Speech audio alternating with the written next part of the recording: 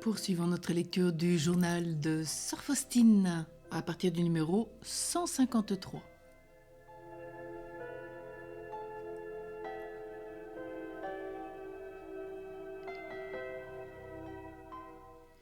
Un jour, je vis deux routes, l'une large, sablonneuse et semée de fleurs, pleine de joie, de musique et de toutes sortes de plaisirs. Les hommes passaient sur cette route dansant et s'amusant. Ils arrivaient au terme sans s'en apercevoir. Or, à la fin de cette route, il y avait un horrible gouffre, l'abîme infernal. Les âmes y tombaient aveuglément en un si grand nombre qu'on ne pouvait les compter. La deuxième était plutôt un sentier, car elle était étroite, semée de ronces et de pierres. Et ceux qui avançaient sur cette route étaient en larmes. La souffrance était leur part. Les uns tombaient sur les pierres, mais ils se relevaient aussitôt et continuaient à avancer. Au bout de la route, il y avait un magnifique jardin rempli de toutes sortes de bonheur. Toutes les âmes y entraient, et dès qu'elles en avaient franchi le seuil, elles oubliaient leur souffrance. Une fois, il y avait l'adoration chez les sœurs de la Sainte Famille. J'y suis allée le soir avec une de nos sœurs. Dès que je suis entrée dans la petite chapelle, la présence de Dieu envahit mon âme. Je priais comme en de tels moments, sans prononcer de parole.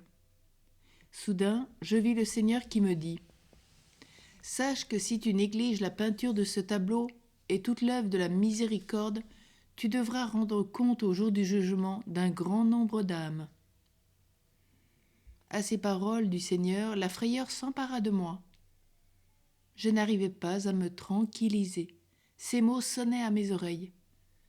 Ainsi, je ne devrais pas répondre seulement pour moi-même au jour du jugement de Dieu, mais aussi pour d'autres.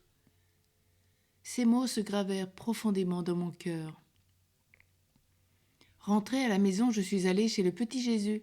Je me suis prosternée devant le Saint-Sacrement et j'ai dit au Seigneur « Je ferai tout mon possible, mais je vous en supplie, soyez toujours avec moi et donnez-moi la force d'accomplir votre sainte volonté, car vous pouvez tout, et moi, je ne peux rien de moi-même. »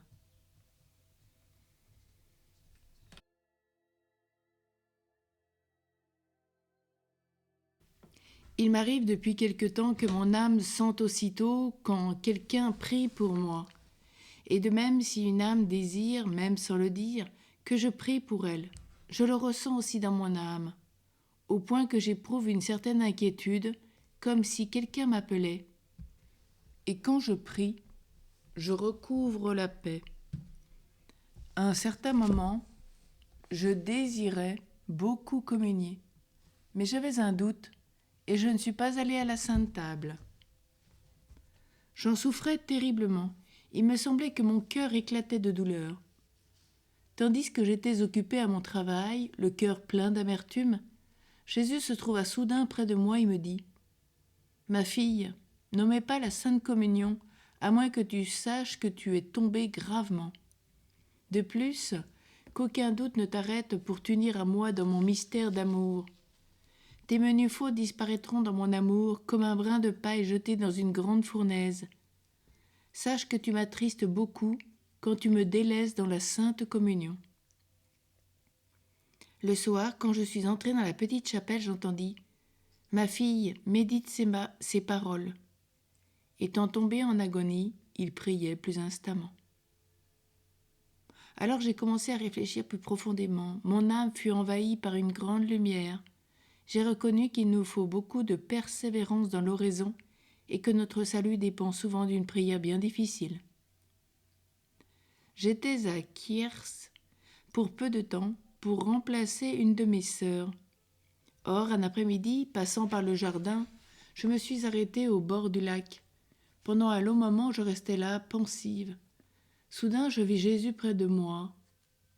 Il me dit avec bonté « J'ai créé tout ceci pour toi, mon épouse, mais sache que toutes ces beautés ne sont rien comparées à ce que je t'ai préparé dans l'éternité. » Mon âme fut inondée d'une si grande consolation que je restai là jusqu'au soir. Et il me sembla que ce n'était qu'un moment bien court. C'était mon jour libre destiné à la retraite d'un jour. J'avais donc liberté complète de rester en oraison. Oh, que la bonté de Dieu est infinie! Il nous poursuit de sa bonté. Il arrive le plus souvent que le Seigneur me donne les plus grandes grâces alors que je m'y attends le moins. Ô Sainte Eucharistie, pour moi, vous êtes enfermée dans le ciboire d'or, pour que dans le grand désert de l'exil, je puisse passer immaculée, intacte, par la puissance de votre amour. Ô Sainte Eucharistie, hôte de mon âme, le plus pur amour de mon cœur, que votre clarté dissipe les ténèbres. Vous ne refusez pas vos faveurs au cœur plein d'humilité. Ô Sainte Eucharistie, enchantement du ciel, bien que vous cachiez votre beauté et que vous vous présentiez à moi dans une parcelle de pain, la force de la foi déchire ce voile. Le jour de la croisade, qui est le 5e jour du mois, tombait le 1er vendredi du mois. Aujourd'hui, c'est mon jour pour monter la garde d'honneur devant Jésus. Mon devoir était de réparer tous les outrages et les manques de respect envers le Seigneur, de prier qu'en ce jour aucun sacrilège ne soit commis. Mon esprit était ce jour-là enflammé d'un singulier amour pour l'Eucharistie. Il me semblait être changé en brasier.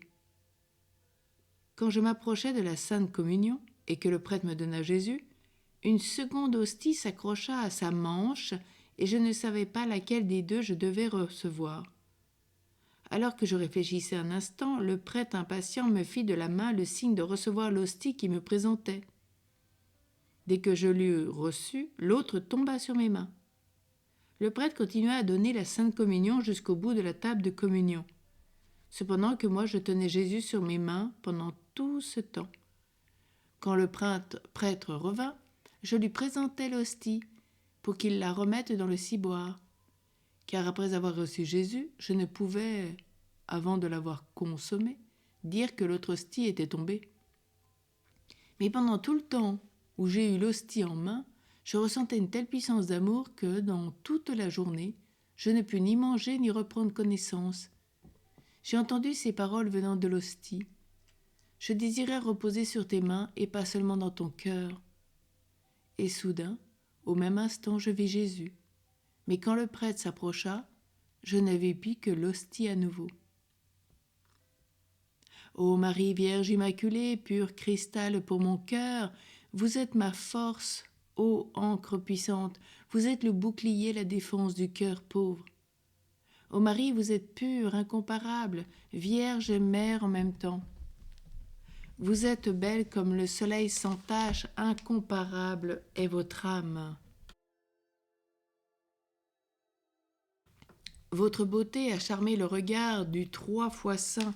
Quittant le trône éternel, il descendit du ciel, et il a reçu son corps et son sang de votre cœur, pendant 9 mois se cachant dans le cœur d'une vierge.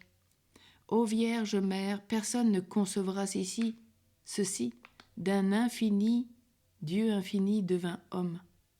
Par son amour et son insondable miséricorde, par vous, Mère, il nous est donné de vivre éternellement avec lui.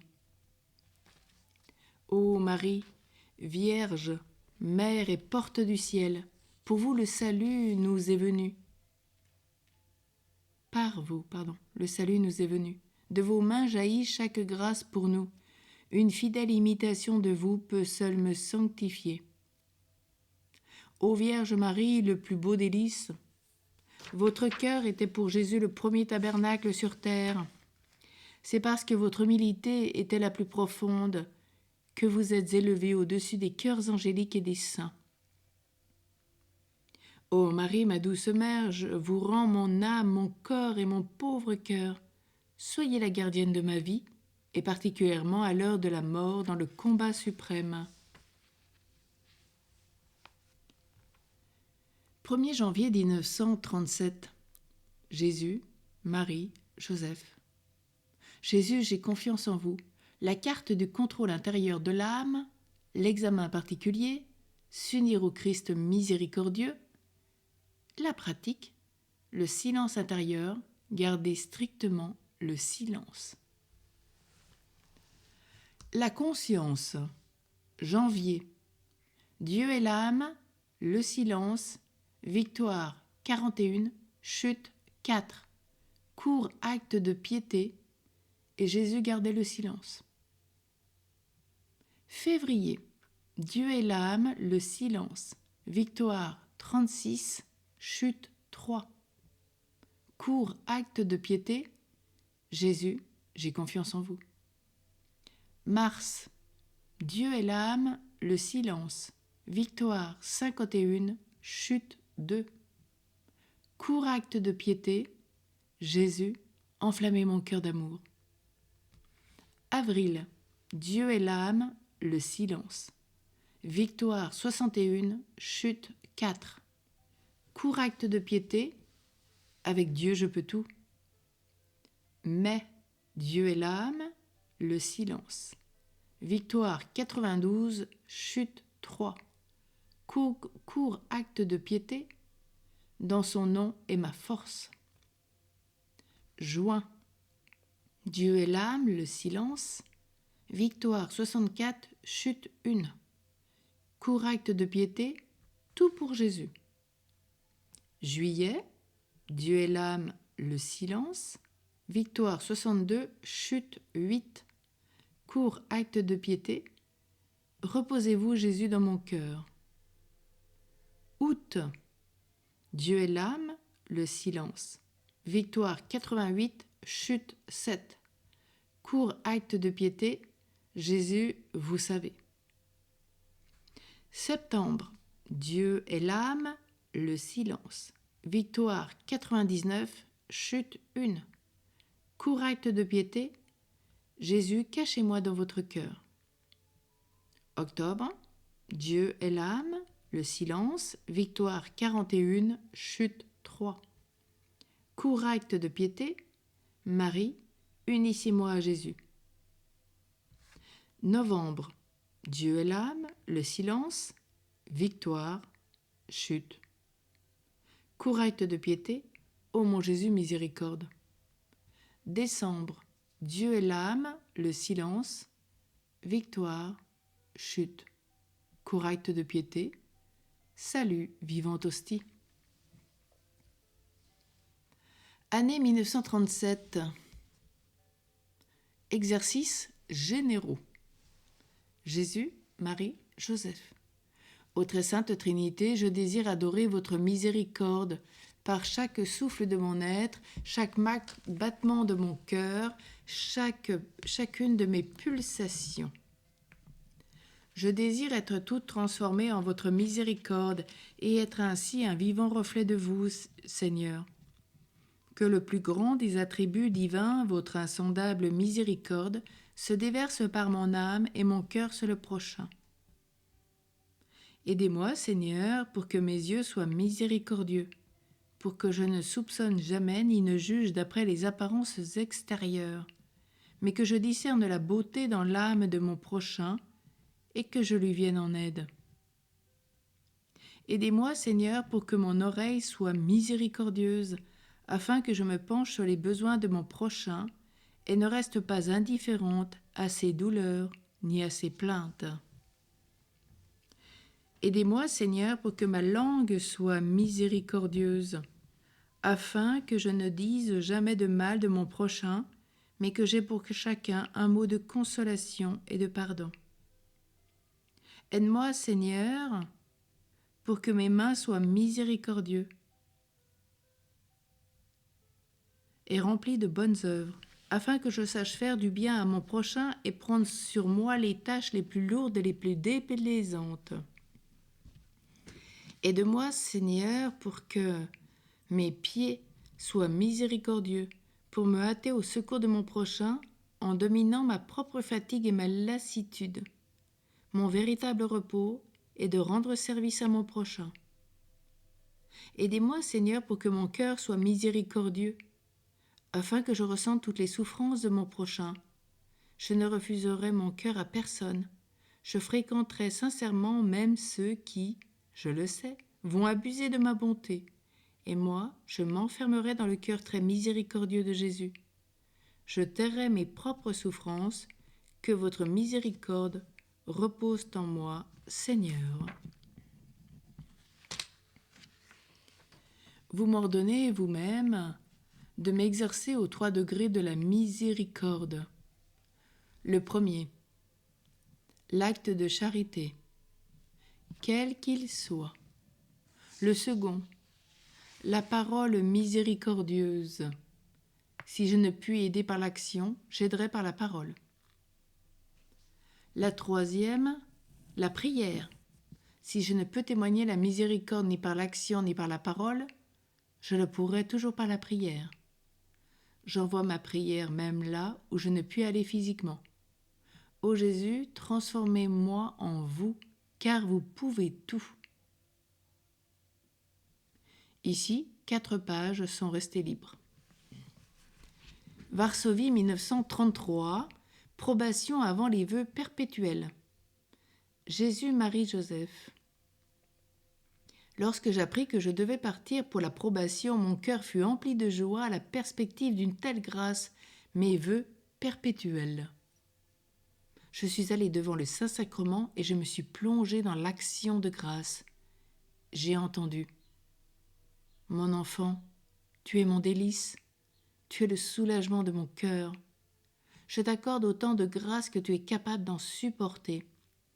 Parle au monde entier de ma grande et insondable miséricorde, si tu veux me faire plaisir. Quelques semaines avant l'annonce de mon entrée en probation, je suis allée passer un moment à la chapelle et Jésus me dit « À cet instant, les supérieures annoncent qu'elles sœurs prononceront leurs vœux perpétuels. Elles ne recevront pas toute cette grâce, mais c'est leur faute. Qui ne profite pas des petites grâces n'en reçoit pas de grandes. Mais à toi, mon enfant, cette grâce est donnée. » Un joyeux étonnement envahit mon âme parce que quelques jours auparavant, une des sœurs m'avait dit « Vous ne ferez pas la 3e probation, ma sœur. Je vais déconseiller moi-même de vous laisser faire vos vœux. » Je n'ai rien répondu à cette sœur, mais j'en ai grandement souffert, pourtant je tâchais de cacher ma douleur. Ô Jésus, comme vos actions sont singulières. Je vois maintenant que les gens ne peuvent grand-chose par eux-mêmes, car je vais en probation, comme me l'a dit Jésus. Je trouve toujours la lumière et force de l'âme dans la prière, bien qu'à certains moments particulièrement lourds et pénibles, il me soit difficile d'imaginer que ces choses puissent avoir lieu dans un couvent. Dieu le permet parfois étrangement ainsi, mais toujours pour que la vertu se manifeste dans l'âme ou s'y développe. Voilà la raison d'être des ennuis. Novembre 1932. Je suis arrivée aujourd'hui à Varsovie pour ma 3e probation. Après avoir salué affectueusement les chères mères, je suis entrée dans la petite chapelle. Soudain, la présence divine inonda mon âme et j'entendis ces paroles. « Ma fille, je désire que ton cœur soit semblable à mon cœur miséricordieux. Tu dois être tout imprégné de ma miséricorde. » La chère mère maîtresse me demanda tout de suite si j'avais fait une retraite cette année. Je répondis que non. « Eh bien, ma sœur, il faut que vous fassiez une retraite de 3 jours au moins. » Dieu merci, il y en avait à Valendov, une retraite de 8 jours. Je pouvais donc en profiter. Mais des difficultés survinrent quant au départ pour cette retraite. Une certaine personne y était opposée et il était déjà décidé que je ne partirais pas. Après dîner, j'entrai à la chapelle pour une adoration de 5 minutes. Tout à coup, je vis Jésus qui me dit « Ma fille, je te prépare beaucoup de grâces. Tu les recevras pendant la retraite que tu commenceras demain. » Je répondis « Jésus, cette retraite est commencée, je ne dois pas partir. » Et il me dit « Prépare-toi à commencer demain la retraite, et c'est moi qui arrangerai ton départ avec les supérieurs. » Et soudain, Jésus disparut. Je me suis demandé comment cela allait arriver, mais tout de suite j'ai rejeté toute réflexion et j'ai consacré tout mon temps à la prière, demandant au Saint-Esprit la lumière pour connaître toute la misère que je suis. Et après un moment, je suis sortie de la chapelle pour aller à mon devoir. Bientôt, la mère générale m'appela et me dit « Ma sœur, vous partirez aujourd'hui avec la mère Valeria à Valendov. Vous pourrez ainsi commencer votre retraite demain. Mère Valeria est là, vous partirez avec elle. » Près de 2 heures après, j'étais à Valendove. Je rentrai un instant en moi-même et je reconnus que seul Jésus peut arranger les affaires de la sorte. Dès que la personne qui était si fortement opposée à ce que je fasse cette retraite me vit, elle manifesta son étonnement et son mécontentement. Sans y prêter attention, je l'ai salué affectueusement et je suis allé chez le Seigneur pour savoir comment me conduire pendant la retraite. Dans une conversation avec lui avant la retraite, Jésus m'apprit que cette retraite serait un peu différente des autres. Tu vas tâcher d'avoir une grande paix dans tes rapports avec moi. J'éloignerai tous tes doutes à cet égard. Je sais que maintenant, quand je te parle, tu es tranquille. Mais dans un moment, quand j'aurai cessé, tu recommenceras à chercher des raisons de douter. Sache cependant que j'affermirai si bien ton âme que même si tu voulais t'inquiéter, ce ne sera pas en ton pouvoir. Et comme preuve que c'est moi qui te parle, tu iras le 2e jour de la retraite te confesser au prêtre qui la prêche. Tu iras à lui dès qu'il aura fini sa conférence. Tu lui exposeras tes craintes envers moi, et je te répondrai par sa bouche. Alors tes craintes se dissiperont, et pendant cette retraite, garde un silence complet, comme si rien n'existait autour de toi. Tu ne parleras qu'avec moi et à ton confesseur. À tes supérieurs, tu ne demanderas que des pénitences. J'éprouvais un immense bonheur de voir le Seigneur, Jésus me montrer tant de bienveillance et s'abaisser ainsi jusqu'à moi. Le 1er jour de retraite, j'ai tâché d'être la première le matin à la chapelle. Avant la méditation, j'avais un moment pour prier le Saint-Sacrement et la Sainte Vierge. Je demandais ardemment à la Sainte Vierge, à la Mère de Dieu, qu'elle m'obtienne la grâce de la fidélité aux inspirations intérieures et à la volonté divine, quelle qu'elle soit. J'ai commencé cette retraite avec un singulier courage. Combat pour garder le silence. Comme il est de coutume, des sœurs de toutes les maisons se réunissent pour la retraite. Une sœur que je n'avais pas vue depuis longtemps vint dans ma cellule et me dit qu'elle voulait me parler. Ne lui ayant rien répondu, elle s'aperçut que je ne voulais pas rompre le silence et me dit « Je ne savais pas que vous étiez si étrange » et elle s'en alla. J'ai compris que cette personne n'avait d'autre souci que de rassurer sa propre curiosité. Oh mon Dieu, maintenez-moi dans la fidélité. Le père qui prêchait la retraite arrivait d'Amérique. Il était venu faire un court séjour en Pologne et les circonstances avaient fait qu'il nous prêchait la retraite. Une profonde vie intérieure l'animait, c'était visible. Son aspect respirait l'intelligence, l'esprit de mortification et de recueillement caractérisait ce prêtre. Mais malgré ses hautes vertus, j'éprouvais d'immenses difficultés à lui dévoiler entièrement mon âme. Pour ce qui est des péchés, c'est toujours facile. Mais quant aux grâces reçues, je devais vraiment faire un grand effort, et encore, je ne disais pas tout. Jésus, miséricordieux, j'ai confiance en toi. Jésus, j'ai confiance en toi. Jésus, j'ai confiance en toi. Sainte Faustine, prie pour nous tous. Amen.